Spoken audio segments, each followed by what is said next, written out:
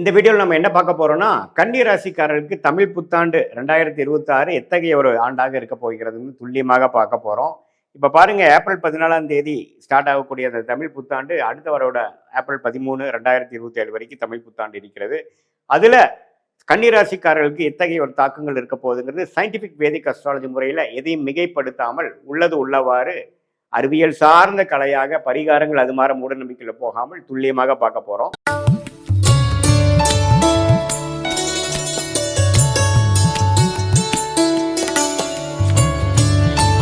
இப்ப கன்னிராசிக்கு பாத்தீங்கன்னா 10ஆம் இடத்துல குரு இருக்கிறார், 7ஆம் இடத்துல சனி இருக்கிறார், ராகு 6ஆம் இடத்திலும் கேது 12ஆம் இடத்திலும் இருக்கிறார். இப்போ இப்படி இருக்கக்கூடிய சஞ்சாரம் பாத்தீங்கன்னா புத்தாண்டு தமிழ் புத்தாண்டு ஸ்டார்ட் ஆகிறப்பவே பாத்தீங்கன்னா ஓரளவுக்கு பரவாயில்லை, பிரச்சனைகளை சமாளிக்கக்கூடிய அளவுக்கு இருக்கு.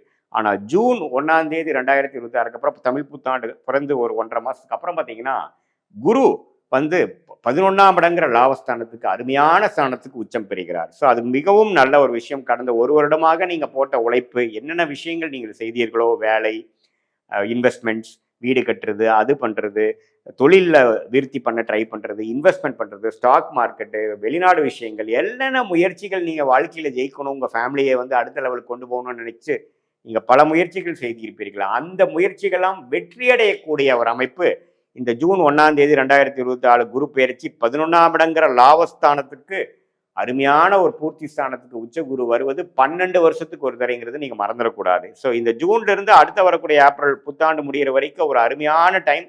கன்னிராசிக்காரர்களுக்கு இதுவரை திருமணம் நடைபெறாமல் இருக்கக்கூடிய கன்னிராசி பெண்ணா இருந்தாலும் சரி, ஆணா இருந்தாலும் சரி, இந்த நேரத்தில் உங்களுக்கு அந்த தசாபுக்திகள் வறுமையானால் கண்டிப்பாக ஒரு அருமையான திருமணம் நடக்கும். அதே சமயத்தில் குழந்தை பேர் எதிர்பார்க்கிறவங்களுக்கு ஒரு ஃபேமிலி எக்ஸ்டென்ஷன், ஃபேமிலியில ஒரு நல்ல ஒரு விஷயங்கள் நடந்து ஒரு குழந்தை பேர் பெற்று குடும்பமே ஒரு சுபிக்ஷம் அடையக்கூடிய அமைப்பு. ஏன்னா 11ஆம் இடங்கிறது லாபஸ்தானம், பூர்த்தி ஸ்தானம், ஒரு விஷயம் நடந்து முடியக்கூடிய ஒரு அற்புதமான ஒரு ஸ்தானங்கிறத நீங்க தெரிஞ்சுக்கணும்.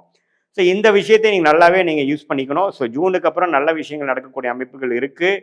அதுக்கப்புறம் பார்த்தீங்கன்னா டிசம்பர் 6ஆம் தேதி ராகுக்கு எது பயிற்சி இருக்கிறது. ராகு பார்த்தீங்கன்னா 6ஆம் இடத்தில் இருக்கக்கூடிய ராகு 5ஆம் இடத்துக்கும் 12ஆம் இடத்துல இருக்கக்கூடிய வந்து 11ஆம் இடம் லாபஸ்தானத்தில் போய் குருவோட சேர்றார். ஸோ குருவோட கேது சேருவது அருமைதான். ஏன்னா ராகு கேதுகள் எப்பவுமே ஒரு உச்ச குருவின் பார்வைக்குள்ளேயோ சேர்க்கைக்குள்ளேயோ வராரோ அந்த ராகு கேதுகள் நன்மையை கொடுக்கக்கூடிய கிரகமாக சுப கிரகமாக மாறி கோச்சாரத்தில் நல்ல சப்போர்ட் கொடுப்பார். ஸோ கண்டிப்பாக இந்த டிசம்பருக்கு அப்புறம் இன்னுமே சில பண வரவுகள், சில நல்ல யோகங்கள் உள்ள ஒரு ஜாதகங்களாக இருக்கக்கூடிய கன்னிராசிக்காரர்களுக்கு இந்த ராகு கேது பெயர்ச்சி டிசம்பர்ல நடக்கிறதும் ஒரு அற்புதமான ஒரு பலனை கொடுக்கும். ஸோ எப்படி பார்த்தாலும் கன்னிராசிக்காரர்களுக்கு கடந்த 3 வருஷம் 2023, 24, 25 எல்லாத்தையும் கம்பேர் பண்ணும் பொழுது இந்த 26 ஏப்ரலுக்கு அப்புறம் வரக்கூடிய அந்த புத்தாண்டுல குறிப்பா சொல்லணும்னா ஜூன் 2026 அந்த குரு பயிற்சி நல்ல ஒரு கோச்சாரத்துல நல்ல ஒரு தாக்கத்தை, நல்ல ஒரு சப்போர்ட்டை, இதுவரை செய்த எல்லா முயற்சிகளுக்கும் அப்பாடா ஏதோ ஒரு பாசிட்டிவான ரிசல்ட் வந்தது, ஏதோ ஒரு லாபம் எடுத்தேன், இவ்வளவு போட்ட இன்வெஸ்ட்மெண்ட்டுக்கு கொஞ்சம் லாபம் வந்தது, ஃபேமிலியிலையும் ஒரு சுப விஷயங்கள் நடந்தது, மனசுல ஒரு குதூகலமா இருக்கிறது, பணம் எக்ஸஸா இருக்கு, அந்த பணத்தை வைத்து நான் வந்து கடனை அடைக்க முடியுது, கடனை அடிப்பதனால கொஞ்சம் நிம்மதி பெருமூச்சு அடைய முடியுதுங்கிற மாதிரி ஒரு நல்ல விஷயங்கள் நடக்கக்கூடிய ஒரு அமைப்பு வந்து கன்னிராசிக்காரர்கள் கட்டாயம் பார்க்க போகிறார்கள். அதே சமயத்துல சனி 7ஆம் இடத்திலிருந்து ராசியை பார்க்குறாருங்கிறது மறந்துடக்கூடாது. அது என்னன்னா நம்மளை எப்பவுமே செக்கில் வச்சிருக்கோம், நம்மளை ஓட வச்சுட்டு இருக்கோம், நம்மளை வந்து அடுத்தடுத்த காரியங்கள் வந்து தொய்வு இல்லாமல் அடுத்தடுத்து நம்ம செய்யக்கூடிய அந்த உத்வேகமும் அந்த ப்ரெஷரையும் கொடுக்கக்கூடிய ஒரு பார்வையாக சனி இருக்கிறார். ஸோ நம்மளுடைய நண்பர்களாக இருக்கட்டும், பார்ட்னர்ஸாக இருக்கட்டும், ஸ்பவுஸாக இருக்கட்டும், கொஞ்சம் எல்லாத்தோடையும் கொஞ்சம் கேர்ஃபுல்லாக இருக்கணும்.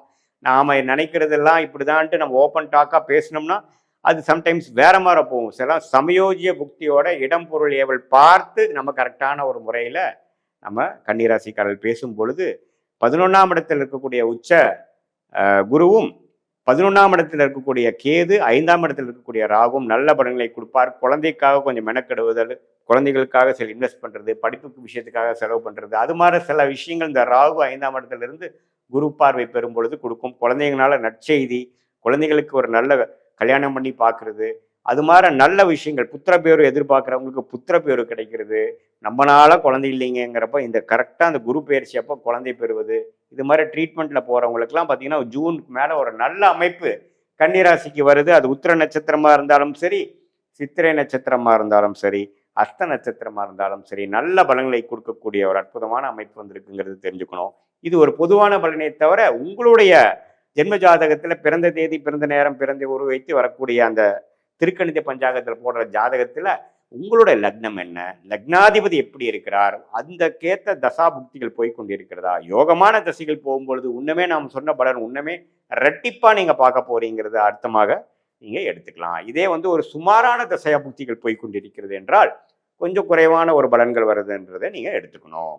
இது மாதிரி ஒரு அமைப்புகள் போய்கொண்டிருக்கக்கூடிய அந்த கன்னிராசிக்காரர்களுக்கு நம்ம துல்லியமான பலன்கள் வந்து உங்களோட ஜாதகத்தை போட்டு தசாபுக்தில் வைத்து பார்க்கும் பொழுது வரக்கூடிய ஷார்ட் டேர்ம் எப்படி இருக்கு, அடுத்து வரக்கூடிய லாங் டேர்ம் எப்படி இருக்கு அப்படிங்கிறதை தெரிந்து அதுக்கு தகுந்த மாதிரி முடிவுகளை தக்க நேரத்தில் நாம் எடுக்கும் பொழுது தேவையற்ற சமய விரயங்கள், தேவையற்ற பண விரயங்களை தவிர்க்க முடியும் என்பதை நீங்கள் தெரிந்து கொள்ள வேண்டும். உங்களுக்கு பிடித்தமான யோகமான வேலை தொழில் என்ன, எது மாதிரியான துறையில போனால் நம்ம ஜெயிக்க முடியும், எது மாதிரி டைம்ல நம்ம வேலை மாறலாம், எது மாதிரி டைம்ல நம்ம பிஸ்னஸ் அபிவிருத்தி பண்ணலாம், எந்த நேரத்தில் கடன் அடைக்க முடியும், எந்த நேரத்துலேருந்து இந்த பிரச்சனையிலேருந்து மீண்டு வர முடியும், எந்த நேரத்தில் வெளிநாடு போக முடியும், எந்த நேரத்தில் நம்மளோட வெளிநாட்டிலேருந்து உள்நாட்டுக்கு போக முடியும், தொழிலா வேலையா, நமக்கு தொழில் யோகமாக இருக்குதா அல்லது வேலை தான் நமக்கு கரெக்டா, எது மாதிரி ஃபியூச்சர் நமக்கு இருக்குதுங்கிறத உங்களுடைய தசாபுக்திகள் வைத்து 9 கிரகமும் 12 கட்டத்தில் 27 நட்சத்திரத்தில் எப்படி படர்ந்து இருக்கிறார்களே தெரிந்து சயின்டிஃபிக் வேதிக் அஸ்ட்ராலஜி முறையில் துல்லியமான பலன்கள் நாம் எடுக்கும் பொழுது இப்போ நம்ம பார்த்த கோச்சார பலன் இருக்கு இல்லைங்களா, இது மாதிரி குரு சனி ராகு கேது இது மாதிரி ஆண்டு கிரகத்தின் தாக்கங்கள் எப்படி இருக்குங்கிறதையும் ஒருங்கிணைத்து தசநாதன் யாரு, அந்த தசநாதன் கோச்சாரத்தில் எப்படி இருக்கிறாங்கிறதெல்லாம் சேர்த்து வைத்து சயின்டிஃபிக் வேதிக் அஸ்ட்ராலஜி முறையில் நாம் பார்க்கும் பொழுது ஒன்றுமே வந்து ஒரு துல்லியமான பலன் எடுக்கலாம். அதனால பார்த்தீங்கன்னா எந்த விஷயம் நமக்கு வர இருக்கிறதோ, எது நமக்கு பிராப்தமாக தெரிகிறதோ அந்த விஷயத்தை மட்டும் செய்து தேவையற்ற எந்த விஷயம் நமக்கு பெரிய ஒரு பலன் கொடுக்காதோ, எந்த விஷயத்தில் ஃபைனலாக நம்ம ரைட் ஆஃப் பண்ணணுமோ, எந்த துறையோ எந்த படிப்பு நமக்கு கை கொடுக்காதோ அந்த மாதிரி விஷயத்தை நாம் ஓரளவுக்கு சைட்லைன் பண்ணி ஒரு கரெக்டான சாய்ஸை கரெக்டான டைமில் நாம் எடுக்கும் பொழுது கண்டிப்பாக பார்த்தீங்கன்னா முதலே சொன்ன மாதிரி எந்த ஒரு சமய விரயமோ, ஏன்னா ஒரு டைமும் நம்ம பேட் டெசிஷன் எடுக்கிறப்ப பார்த்தீங்கன்னா ஒரு மிஸ்டேக் பண்ணுறப்பவும் நமக்கு ஒரு ப்ரைஸ் பே பண்ணுறோம்.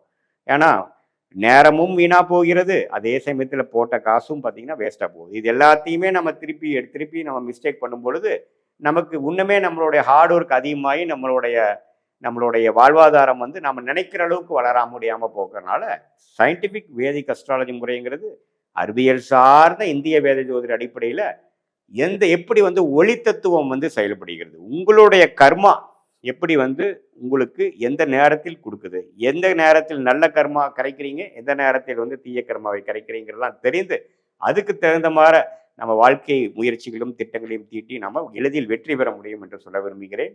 மீண்டும் மற்றொரு காணொலியில் சந்திப்போம். நன்றி, வணக்கம்.